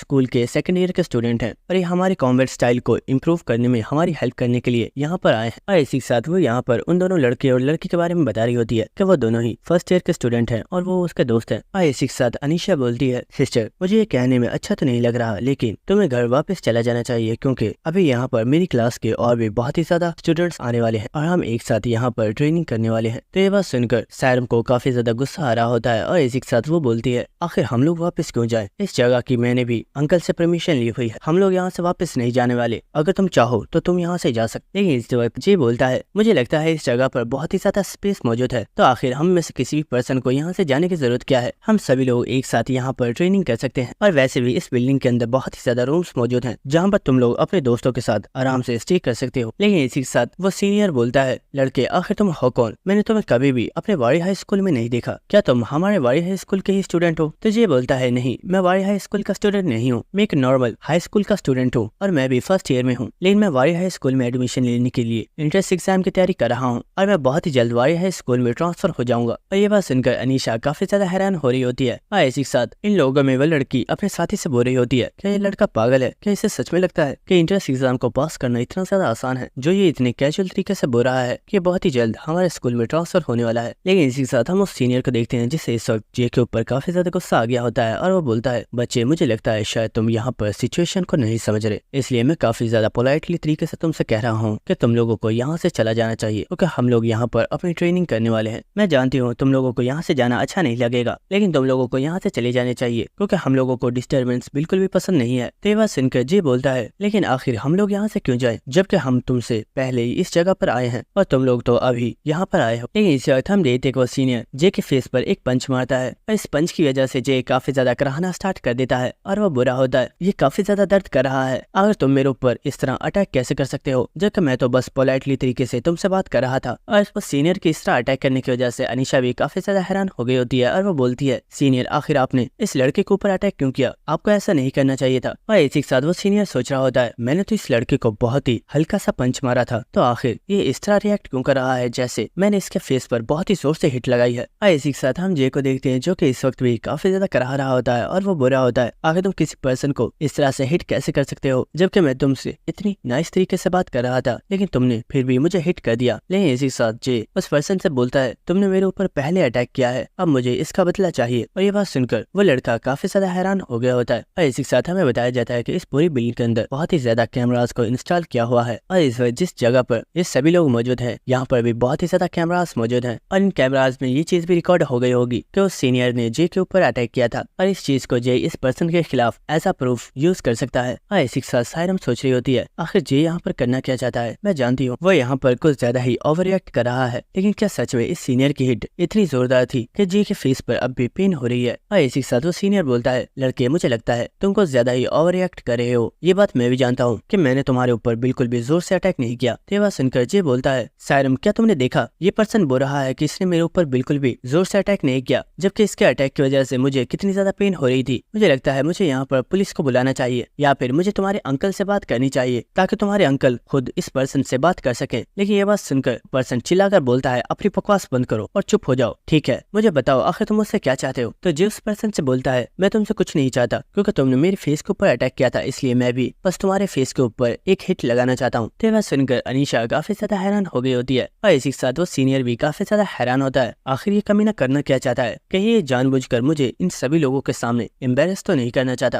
लेकिन इसी के साथ ये बोरा होता है, अगर तुम मेरी कंडीशन को मानने के लिए तैयार नहीं हो तो मुझे लगता है मेरे पास कोई भी चॉइस नहीं है और मुझे यहाँ पर सैरम के अंकल को बुलाना होगा। लेकिन इसी वक्त वो सीनियर बोलता है, ठीक है, मुझे इसमें कोई भी प्रॉब्लम नहीं है क्योंकि मैंने पहले तुम्हारे ऊपर अटैक किया था, इसलिए तुम भी मेरे ऊपर अटैक कर सकते हो। और इसी वक्त हम देखते हैं जे बहुत ही तेज रफ्तार के साथ उस सीनियर के फेस पर एक बहुत ही जोरदार पंच मारता है और उसने इस सीनियर के काफी ज्यादा दांत भी तोड़ दिए होते हैं। और इसी के साथ जे बोलता है, आखिर तुम कर क्या रहे हो, तुम अपने वादे से मुकर नहीं सकते। और हम देखते हैं कि वो पर्सन बिल्कुल ठीक होता है क्योंकि वो जे के इस अटैक से घबरा कर काफी ज्यादा पीछे हो गया होता है। लेकिन इसी के साथ उसे कुछ भी समझ नहीं आई होती और वो सोच रहा होता है, आखिर ये हुआ क्या, मुझे लगा था इस पर्सन ने मेरे फेस पर अटैक कर दिया है लेकिन मेरा फेस तो बिल्कुल ठीक है। और इसी के साथ उस पर्सन का दोस्त उससे बोलता है, सीनियर आखिर आप कर क्या रहे हो, आपने उससे बोला था कि वो आपके ऊपर अटैक कर सकता है, तो आखिर आप इस तरह डॉज क्यों कर रहे हैं। और इसी के साथ वो पर्सन सोच रहा होता है, आखिर यहाँ पर हुआ क्या था, मुझे पूरा यकीन है इस पर्सन ने मेरे फेस के ऊपर अटैक किया था, कहीं ऐसा तो नहीं कि इस पर्सन ने मेरे ऊपर कोई मेंटल अटैक किया था। और इसी के साथ हमें जे को दिखाया जाता है जिसकी बॉडी के अंदर से इस वक्त काफी पावरफुल और रिलीज हो रहा होता है और वो बुरा होता है, मिस्टर आखिर तुम कर क्या रहे हो, अभी हमारी डील पूरी नहीं हुई और मैंने अभी तक तुम्हारे ऊपर कोई भी अटैक नहीं किया है। और इसी के साथ हमें बताया जाता है कि जे ने असलियत में यहाँ पर गई उनकी मेंटल स्किल को यूज करके इस पर्सन के ऊपर एक मेंटल अटैक किया था। और इसी के साथ अनीशा उस सीनियर से बोलती है, सीनियर क्या आप यहाँ पर मुझे एम्बेरस करने के लिए लाए हो, आपने पहले उस लड़के के ऊपर अटैक किया था और अब बदले में वो लड़का भी आपके ऊपर एक अटैक करना चाहता है और मुझे नहीं लगता कि एक अटैक से आपको कुछ ज्यादा फर्क पड़ेगा। तो ये बात सुनकर वो पर्सन बोल रहा होता है, अनीशा मैं जानता हूँ मैंने जो किया वो गलत था, लेकिन मैं इस पर्सन से अपोलोगाइज करने के लिए तैयार हूँ, क्या इतना काफी नहीं है। तो ये बात सुनकर जे बोलता है, ओ तो तुम मुझे सिर्फ सॉरी बोलकर इस सारे मामले को खत्म करना चाहते हो, लेकिन मैं ऐसा नहीं चाहता। और ऐसे जे बहुत ही तेजी के साथ मूव करता है और वो बहुत ही स्पीड के साथ उस सीनियर के ऊपर अटैक करने के लिए आ गया होता है। और इस वक्त वो सीनियर भी जे के ऊपर अटैक करता है, लेकिन जे बहुत ही तेजी से इस अटैक को डॉज करके उस पर्सन के फेस पर एक बहुत ही जोरदार अटैक करता है और इस चीज की वजह से उस पर्सन को बहुत ही ज्यादा गुस्सा आ गया होता है। और इसी के साथ वो दोबारा से जे के ऊपर अटैक कर देता है, लेकिन जे ने बहुत आसानी से इस अटैक को डॉज कर लिया होता है। लेकिन हम देखते हैं वो पर्सन बहुत ही तेजी के साथ जे के ऊपर अटैक्स किए जा रहा होता है, जिन्हें जे भी बहुत ही तेजी से डॉज कर रहा होता है। लेकिन इसी वक्त वो लड़का जे को एक बहुत ही जोरदार पंच मारने के लिए आ रहा होता है, लेकिन उससे पहले ही जे उस पर्सन के ऊपर अटैक करता है, लेकिन उस पर्सन ने भी इस अटैक को टाइम पर ही डॉज कर लिया होता है। और इसी के साथ वो काफी ज्यादा शॉक होता है, लेकिन इसी वक्त जे बहुत ही तेजी से उस पर्सन के पास आ गया होता है और वो बुरा होता है, तुमने मेरे ऊपर एक हिट लगाई थी जिसके बदले में मैंने तुम्हारे फेस के ऊपर हिट लगाई थी, लेकिन अब दोबारा से तुमने अटैक करने पर मुझे मजबूर किया है। और इसी वक्त जे उसके पैर में एक बहुत ही जोरदार अटैक करके उसे जमीन पर गिरा देता है। और ये देखकर अनीशा की साथी काफी ज्यादा हैरान हो रही होती है और वो बोल रही होती है, क्या ये लड़का सच में कोई हाई स्कूल का स्टूडेंट है, इसका कॉम्बैट फाइटिंग स्टाइल तो बहुत ही ज्यादा अच्छा है। लेकिन इसी के साथ हम देखते हैं कि जे उस पर्सन को हाथ देकर उसे उठने के लिए बोल रहा होता है, लेकिन वो पर्सन जे को बिल्कुल इग्नोर कर रहा होता है। जिसके बाद दोबारा से जे चलता हुआ सायरम के पास आ चुका होता है और सायरम जे से बोल रही होती है, जे क्या ये सब कुछ करना जरूरी था, आखिर तुमने ये सब क्यों किया है। तो जे बोल रहा होता है, सायरम फिक्र मत करो, मैंने कुछ भी गलत नहीं किया है, बस कैमरास की रिकॉर्डिंग को सेव रखना, क्योंकि अगर तुम्हारे अंकल ने तुमसे कुछ भी बोला तो तुम उन्हें ये रिकॉर्डिंग दिखा सकती हो और तुम उन्हें ये बता सकती हो कि ये सब कुछ इन लोगों ने स्टार्ट किया था। लेकिन इसी के साथ सायरम बोलती है, जे लेकिन फिर भी क्या ये सब करना जरूरी था, ये पर्सन हमारे स्कूल का एक सीनियर है और तुम भी वाली हाई स्कूल में ही एडमिशन ले रहे हो, तो तुम्हें नहीं लगता कि ये पर्सन आगे चलकर तुम्हारे लिए प्रॉब्लम खड़ी कर सकता है। तो जे बोलता है, सायरम ये बात तुम भी जानती हो कि स्कूल में बहुत ही ज्यादा ऐसे लोग होंगे जो हमें नीचा दिखाने की कोशिश करेंगे और हम हमेशा ही ऐसे लोगों को इग्नोर नहीं कर सकते और हमें मिलकर ही ऐसे लोगों का सामना करना होगा। लेकिन इसी वक्त हमें दिखाया जाता है कि वो पर्सन बहुत ही तेजी के साथ भागता हुआ जे के ऊपर अटैक करने के लिए आ रहा होता है और इसके अचानक अटैक करने की वजह से जे भी काफी ज्यादा हैरान हो गया होता है। लेकिन हम देखते हैं कि इस पर्सन के दोबारा अटैक करने की वजह से अनीशा को काफी ज्यादा गुस्सा आ गया होता है और इसी वक्त हम देखते हैं कि उसने अपने मैजिक को एक्टिवेट कर दिया होता है और वो बहुत ही आसानी के साथ अपने मैजिक से इस सीनियर को पकड़ लेती है और उसने उस पर्सन को हवा में उठा लिया होता है। और इसी के साथ अनीशा बोल रही होती है, सीनियर मुझे लगा था कि हमें तुमसे कुछ सीखने को मिलेगा, लेकिन तुम सिर्फ एक यूजलेस पर्सन हो और तुम्हारी वजह से यहाँ पर मुझे काफी ज्यादा एम्बैरस होना पड़ा है। और इसी के साथ हम देखते हैं कि सायरम यहाँ पर काफी ज्यादा हैरान हो रही होती है और वो सोच रही होती है, अनीशा ने अपने मैजिक को पहले से बहुत ही ज्यादा इम्प्रूव कर लिया है और वो बहुत ही आसानी से अपने मैजिक को यूज कर पा रही है। लेकिन इसी के साथ हमें जे को दिखाया जाता है जिसकी बॉडी के अंदर से पर्पल कलर की लाइट निकल रही होती है और इस चीज की वजह से जे काफी ज्यादा हैरान हो गया होता है और वो सोच रहा होता है ये तो बिल्कुल वही पावर है जो उस वक्त एक्टिवेट हुई थी जब मैंने उस 5 स्टार मॉन्स्टर के साथ फाइट की थी। लेकिन अब अचानक से ये पावर खुद एक्टिवेट कैसे हो रही है? कहीं ऐसा तो नहीं कि ये लड़की जो मैजिक यूज कर रही है इस मैजिक को महसूस करके मेरी पावर खुद ब खुद रिएक्ट कर रही है? लेकिन इसी के साथ अनीशा जे से बोलती है लड़के क्या तुम मुझे बता सकती हो कि मेरी बहन तुम्हें कितनी अमाउंट पे कर रही है? मैं चाहती हूँ कि जब तुम ट्रांसफर होकर हमारे स्कूल में आओ तो तुम मेरे ग्रुप को ज्वाइन कर लो और इसके बदले में तुम्हें जितनी भी अमाउंट चाहिए मैं तुम्हें वो देने के लिए तैयार हूँ। तो ये बात सुनकर सायरम चिल्लाकर बोलती है अनीशा आखिर ये किस तरह का मजाक है? जे मेरा एक फ्रेंड है और मैं उसकी हेल्प सिर्फ इसलिए कर रही हूँ ताकि वो आसानी से वारिया हाई स्कूल में ट्रांसफर हो सके। लेकिन इसी के साथ अनीशा बोलती है सिस्टर शायद तुम गलत समझ रही हो लेकिन मैंने यहाँ पर कोई भी मजाक नहीं किया और ये इस पर्सन के लिए मेरी एक ऑफर है। ये जब भी चाहे ये आकर मेरे ग्रुप को ज्वाइन कर सकता है और उसके बदले में मैं इसे इतनी अमाउंट देने के लिए तैयार हूँ जो इसने कभी सोची भी नहीं होगी। लेकिन इसी के साथ जे बोलता है तुम्हारी बातें सुनकर मुझे इस चीज का तो अंदाजा हो चुका है कि तुम्हें अपनी कजन की बिल्कुल भी परवाह नहीं है और शायद तुम ऐसा चाहती हो कि तुम्हारी कजन आगे ग्रो ना कर पाए और तुम उसके ग्रो करने वाले तमाम रास्तों को ही बंद करना चाहती हो। इसी के साथ जे उसकी बेइज्जती करते हुए बोलता है तुम देखने में एक नोबल लगती हो लेकिन असलियत में तुम एक बहुत ही ज्यादा गिरी हुई लड़की हो जो अपने ओपोनेंट को हराने के लिए किसी भी हद तक गिर सकता है। और जे की इन तमाम बातों को सुनकर अनीशा को इस वक्त बहुत ही ज्यादा गुस्सा आ रहा होता है और वो गुस्से में उस सीनियर को जिसे उसने अपने मैजिक के साथ पकड़ा हुआ था उसे बहुत ही ज्यादा दूर फेंक देती है। और ये देखकर जे काफी ज्यादा हैरान हो गया होता है और वो बुरा होता है आखिर तुम ऐसा कैसे कर सकती हो? वो तुम्हारा सीनियर है, तुमने उसे यहाँ पर काफी ज्यादा इंसल्ट कर दिया होगा, क्या तुम्हें उसकी बिल्कुल भी परवाह नहीं है?